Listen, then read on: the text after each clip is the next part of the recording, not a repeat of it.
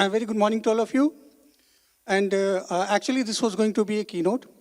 In front of me is Mr. Akshay Chaturvedi, who is the founder of Leverage Education. And all of us know about Leverage Education, what does it do, in especially EdTech arena, EdTech space.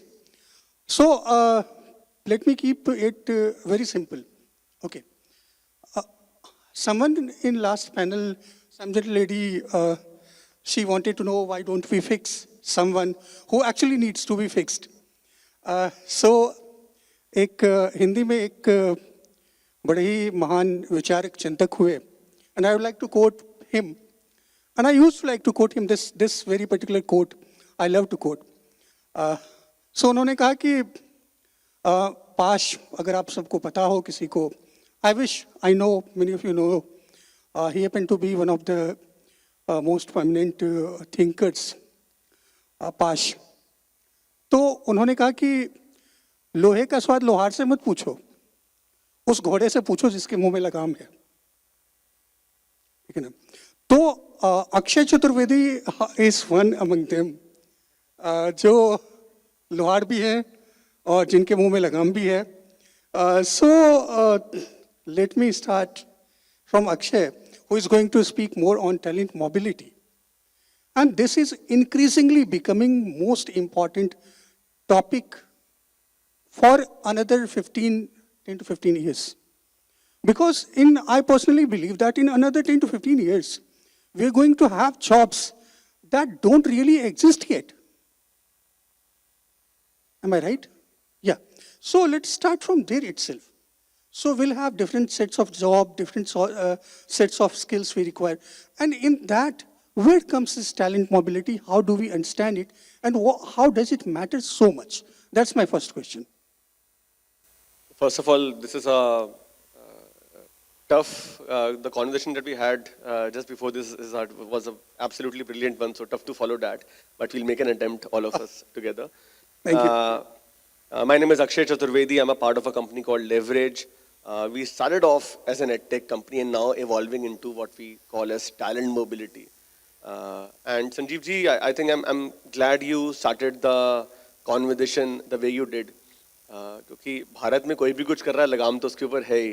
उस लगाम को कैसे navigate करना है is a very interesting piece of building any company, be it for profit or non-profit.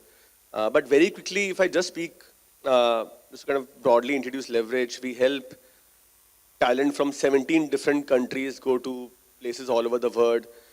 Started off as student mobility, helping students from India, other parts of South Asia, Africa, Middle East, go to universities all over the world, helping them with financial services, student housing, on-campus support. And then gradually evolved into solving for nursing in Germany, caregivers in Japan, teachers in Washington District, so on and so forth. But if I have to kind of just bring this conversation back to what's happening in India, हमारे event का नाम, we're focusing on India. Yes. Let me kind of just start by saying this, like you started with a very big impact sentence, that our Prime Minister, in most conversations, our Honorable Prime Minister says that India should be the skill capital of the world. Correct. And there are a lot of these big tangents that you see supporting it.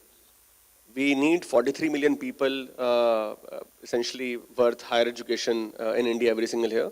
We only have like 10% seats, so we are under capacity by about 90%.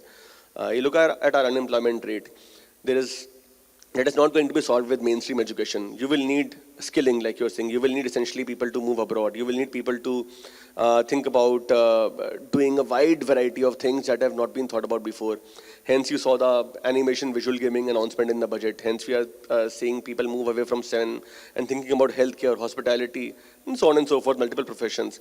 So if you think about India becoming a Viksit Bharat by 2047, that is not going to happen purely by way of advanced tech or great manufacturing, make in India, or a lot of those other things that we speak about in a way more mainstream way. It is also going to happen when Indians go more global, when the soft power that we have created only in the software world essentially gets created across 10 different layers of professions now. That will happen when more people believe, like our Prime Minister said in a conversation a couple of months back, that somebody who is sweeping the floor of the Moscow airport is also a soldier. So I think when we start going in a direction, I think we'll be doing the right thing for our workforce, for our students, and thinking in a much more larger canvas way. So we are very much here, and I wanted to ask it last but not, I'll start it from here itself.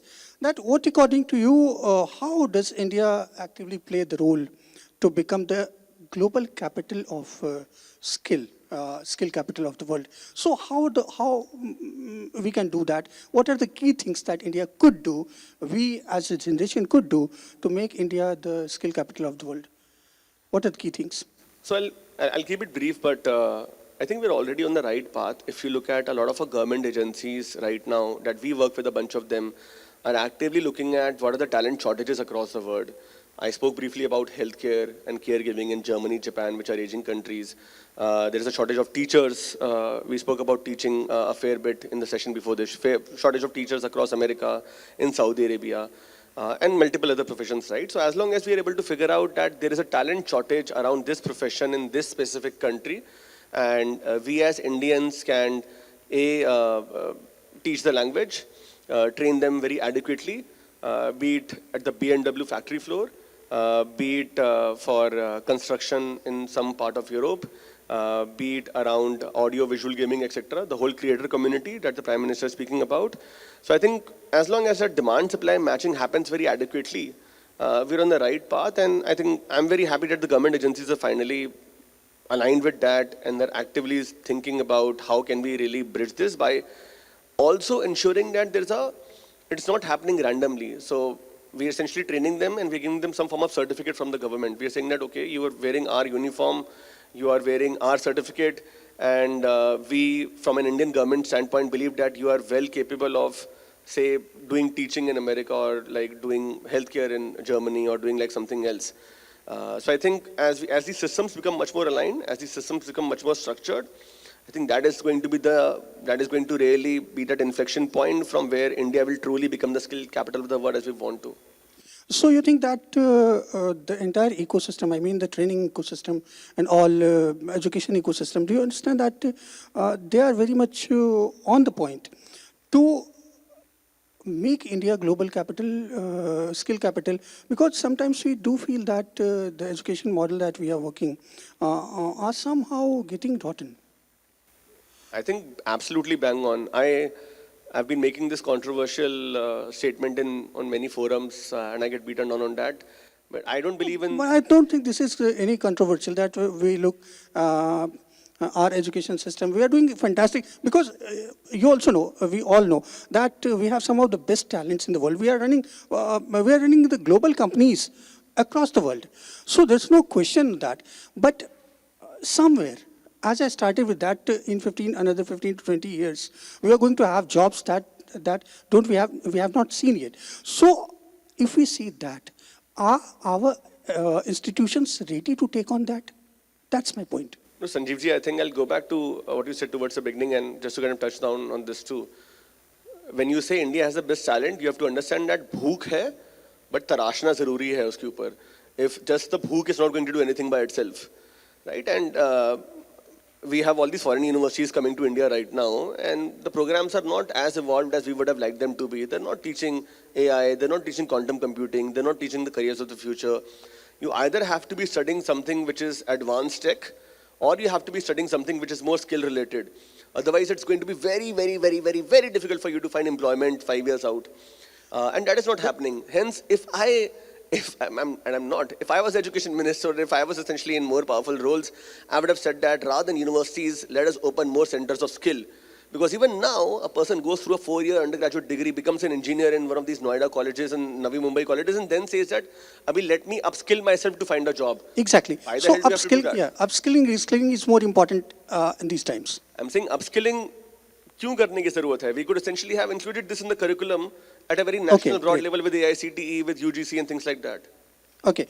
So now I would like to know one of the most important things in this topic. That's the key factors that drive the decision-making of global talent mobility. See, different cohorts behave differently. If I can just spend 30 seconds at this. There's a top cohort that really thinks about what are the brand and the reputation of the universities that I'm going to, what role is it going to have in the network that I will have for the next 10, 15, 20 years of my life. And there's a middle cohort that really very interestingly thinks about what city is the right match for what I want to become. If I want to do auto, I will go to Germany. If I want to do auto in the UK, I'll go to Birmingham. Auto in the US, I'll go to Texas. And there's a certain section, a large cohort at the bottom that says that there is no way where I come from, I'll be able to build a great life in my home country, whether it be India or Africa or Southeast Asia, other markets that we essentially play in. The only way for me to be able to do well in my life and be able to put bread on the table for my family is I go to a country where I have a very streamlined post-study work visa, where I will be able to kind of immigrate in that country and then be able to find a life altogether there onward. So different cohorts behave differently, and basis that they make their decisions. But then there are situations that, just for example, that you go to United States to get treated for something, and you wait there for a doctor who is traveling from India to treat you over there. So do you think in talent also these kinds of situations that global companies are coming in India, we are going to the world. So how do we see talent management and what leverage is doing in that term? I'll answer the first part. I think you answered my question when you asked it, because the talent is there, but किसी ने उसको तराशा है वहाँ पे. Those guys, all the doctors who are kind of treating the same Indian patients, they have been trained, they have been coached, they have been mentored by that system. They've been told that, okay, you work under this policy guidance. This, just to kind of take a slight deterrence, but nutrition, you have the same quality walls ice cream that is actually an ice cream in America, but here it's a frozen dessert. And that is true across like thousands of products, right? So I think we have to do some of these fundamental shifts at a very rooted level. Just to go back on your second point, where we are placed right now is we have picked up specific categories. We picked up healthcare, hospitality, and teaching. We are working with hospitals to recruit nurses and pediatricians and whatnot. We are working with large hospitals, including Hayat in America. We're working with school districts in Washington that I mentioned before. And we're saying that what you really need, we will train this person online in an AI-led platform and ensure that they're absolutely ready for you to kind of recruit them and then be able to kind of onboard them into their employment plus avatar. So it's an early start for us. It's about 10-15% of our overall revenue.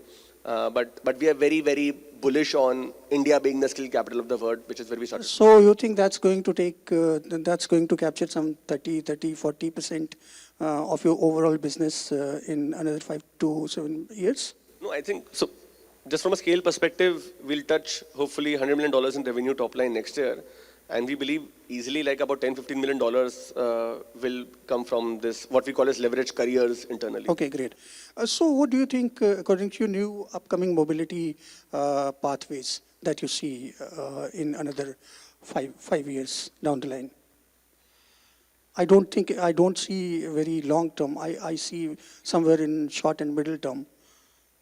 See, Sanjeevji, again, I'll again go back to the fact that different set of people from different backgrounds expect different things. And sometimes in rooms like these, sitting in Delhi in Bharat Mandapam, we sometimes don't give the right respect to some of those paths. For example, one of the largest paths today is AI data labeling. You're being paid $35 an hour. You can actually make $1 lakh to $1.5 lakh by using the same skills that back in the day you used to use in call centers. And India is not trying to compete on that today. We have Philippines and Vietnam and other parts of South Asia, and in fact, including Sri Lanka competing on that. So I think we also need to open up our eyes to the fact that I spend a lot of time in tier 3, 4 cities in India. They behave very differently from tier 1, 2 cities. And we first need to solve these career paths for those guys. And like I said, a lot of those paths are going to be more around, you don't have to really travel abroad, but you will have to work in a GCC, Global Capability Center of sorts, which need not necessarily be in a Delhi, Bombay, Bangalore, Chennai. It will be in a tier 2 city, and you will be trained on the ground for that job, and then you're essentially working with these MNCs who want to get this done at a much cheaper cost. AI data labeling is one of them, and there are many other pathways like that. Okay, so I think I am done with that. And anyone from audience? Someone wants to take any question? From Akshay? Well, this is a great opportunity. You shouldn't be missing it. Yeah. I think the audience might be exhausted from the previous. No, I don't. See, I think you have answered some of the most important questions. I think there's one question from the gentleman. Yeah, one from? Hi, thank you. Hi. Hi, my name is Sudeep and I'm from Delhi. So my question to you is, while there is a lot of focus on building emotional intelligence, right? So are you kind of focused on developing programs that kind of improves emotional intelligence? I mean, it's a learnable skill actually. So Understand. whether it is a child or adult or a old age person. Sure. So my company and Sorry, before you answer, I would like to ask one thing. Just add one thing. Do you think emotion can be, the emotion is something that you can't teach someone? Am I right? I have a very easy answer to give. This is above my pay grade. ये मेरी औकात के ऊपर सवाल है. But I can just kind of tell you that we are not focused too much on the learning aspect. We are more focused on आसानी से भी बहुत काम हो सकता है. For example, I am building programs where leverage and a university and somebody like Intel comes together and says that all the 200 people coming in this program will get a guaranteed job in doing some advanced chip manufacturing. Or we're doing something in Australia where another large Australian university and the largest healthcare employer of Australia are coming together and saying that all of these people who are essentially kind of pursuing this program for the next 18 months, they will get a job for sure. And they will have a work visa for the next 2 years. So this is above my pay grade, but there are much smaller things and basis my appetite, I'm kind of solving the smaller things. अभी काफी लोगों को help करना है. I think ये तो बड़े लोग जो आपके पास आएंगे throughout the day, I think they can solve these bigger problems. And those who don't know Akshay, I must tell you कि इनको देख करके बहुत सारी और companies ने इनको point out करके कि 40 under 40, 45 under 45, 50 under 50 वो उन्होंने शुरू किया है अक्षय को मतलब Time pick pass है करने sir. के लिए. So he has been under 30 also in one of the most yes. prestigious publications and all. So thank you Akshay. Thanks a lot. You yeah. really enjoyed the conversation. Thanks.